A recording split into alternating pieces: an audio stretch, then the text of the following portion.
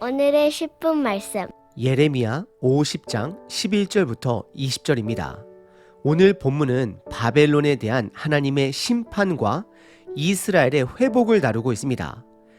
예레미야 50장과 51장은 그동안 하나님의 심판의 도구로 사용되었던 바벨론이 결국 하나님의 심판을 받게 되는 과정을 보여줍니다.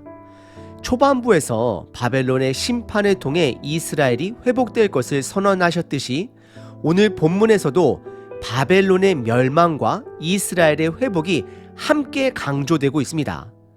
특히 오늘 본문은 두 가지 중요한 메시지를 전달합니다.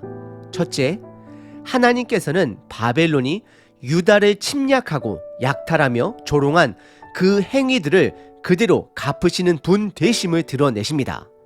둘째, 이스라엘은 결국 하나님의 목장으로 안식처로 돌아가게 될 것을 선언하십니다. 이는 하나님의 심판이 불가피하지만 동시에 하나님의 은혜가 그분의 백성들에게 주어질 것임을 보여주고 있습니다. 이러한 구조는 예수님의 두 번째 오심에 대한 그림자와도 같습니다. 예수님께서 다시 오실 때 온전한 심판과 구원이 완성될 것입니다. 첫 번째 본문은 바벨론의 멸망입니다. 11절서부터 16절입니다. 나의 소유를 노략하는 자여, 너희가 즐거워하며 기뻐하고 타작하는 송아지같이 발굽을 구르며 군마같이 우는도다. 12절. 그러므로 너희의 어머니가 큰 수치를 당하리라. 너희를 낳은 자가 치욕을 당하리라. 보라, 그가 나라들 가운데의 마지막과 광야와 마른 땅과 거친 계곡이 될 것이며 13절. 여호와의 진노로 말미암아 주민이 없어 완전히 황무지가 될 것이라. 바벨론을 지나가는 자마다 그 모든 재난에 놀라며 탄식하리로다. 14절. 바벨론을 둘러 대열을 벌이고 활을 당기는 모든 자여 화살을 아끼지 말고 쏘라. 그가 여호와께 범죄하였음이라. 15절.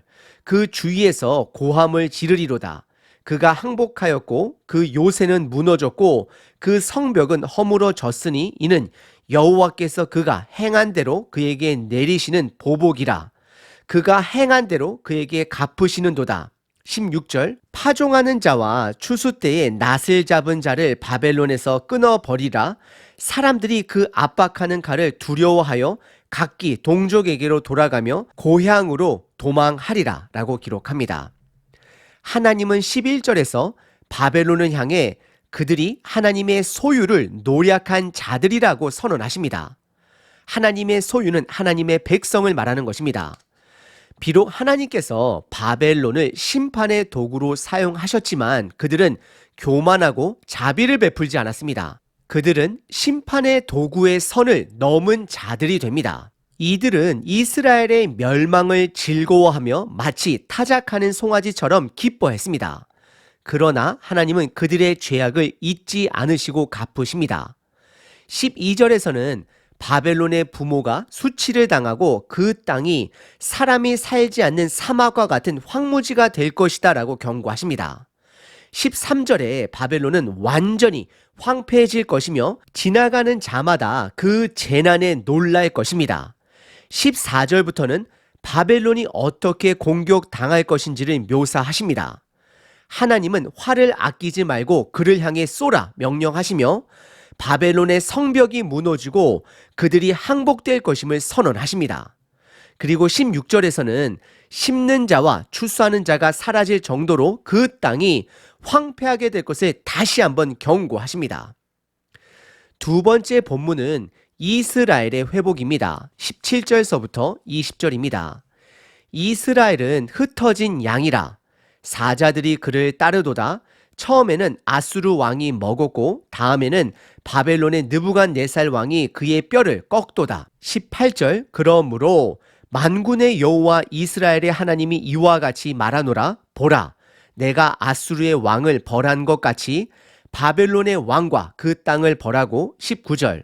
이스라엘을 다시 그의 목장으로 돌아가게 하리니 그가 갈멜과 바산에서 양을 기를 것이며 그의 마음이 에브라임과 길르앗 산에서 만족하리라. 20절 여호와의 말씀이니라. 그 날 그 때에는 이스라엘의 죄악을 찾을지라도 없겠고 유다의 죄를 찾을지라도 찾아내지 못하리니 이는 내가 남긴 자를 용서할 것임이라 라고 기록합니다. 17절에서는 이스라엘을 흩어진 양으로 비유하며 아수르와 바벨론을 사자로 표현하며 이스라엘을 어떻게 포로 삼았는지를 묘사합니다. 그러나 18절에서는 하나님께서 아수르를 심판하신 것처럼 바벨론도 심판하실 것을 선언하십니다. 그리고 19절에서는 이스라엘이 다시 하나님의 목장으로 돌아가게 될 것이다 라고 선언하십니다. 그리고 20절은 오늘 본문에서 가장 핵심 절이기도 합니다. 그 날, 그 때에는 이스라엘과 유다의 죄악을 찾을지라도 찾을 수 없다라고 선언하십니다. 이는 하나님께서 그들의 죄를 용서하셨기 때문임을 밝히고 계십니다. 이 구절은 하나님의 은혜가 그분의 나라에서 얼마나 중요한 기초석이 되는지를 보여줍니다. 이 말씀은 예수 그리스도를 가리키며 그분을 믿는 자들은 이미 예수님의 은혜로 죄를 용서받았음을 나타냅니다. 오늘 본문은 바벨론의 멸망과 이스라엘의 회복을 통해 하나님의 심판과 은혜를 동시에 보여줍니다. 특별히 20절에서는 하나님의 은혜가 얼마나 강력한지 강조됩니다. 사실 이스라엘이 바벨론의 포로에서 돌아왔을 때도 여전히 그들은 죄를 범합니다. 하지만 하나님은 그들의 죄를 기억하지 않으시고 용서하셨다라고 선언하십니다. 하나님의 나라의 기초는 바로 은혜이며 이는 예수 그리스도를 통해 완성됩니다. 예수님께서 우리가 죄인 되었을 때 우리를 사랑하시고 생명의 길을 미리 열어주셨습니다. 그래서 예수님을 믿는 자들은 그분의 은혜로 인해 새로운 생명을 얻게 되었습니다. 우리들 삶 속에는 하나님의 은혜가 뿌리가 되어 크고 작은 심판들이 있을 수 있습니다. 하나님의 징계가 있을 수 있습니다. 하지만 그 징계는, 그 고난은 정결케 하기 위한 고난이 됩니다. 우리가 남들의 고난을 함부로 하나님이 그를 정결케 하기 위한 징계다라고 말할 수 없습니다. 우리가 그것을 판단한다면 바벨론처럼 선을 넘는 심판의 도구가 될 것입니다. 심판은 하나님께 맡겨야 합니다.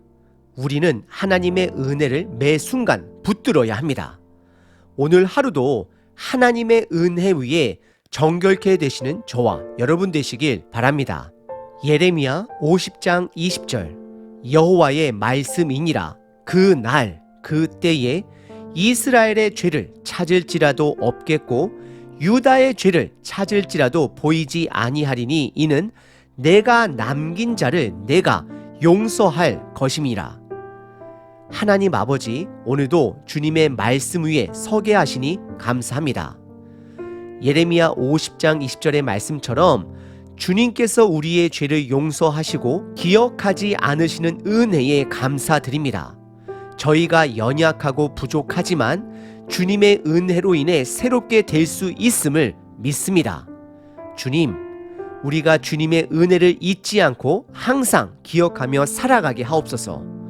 우리의 삶 속에서 주님의 심판을 두려워하기보다 주님의 은혜에 의지하며 살아가게 하시고 그 은혜로 인해 우리의 마음이 더 주님께 가까워지게 하옵소서.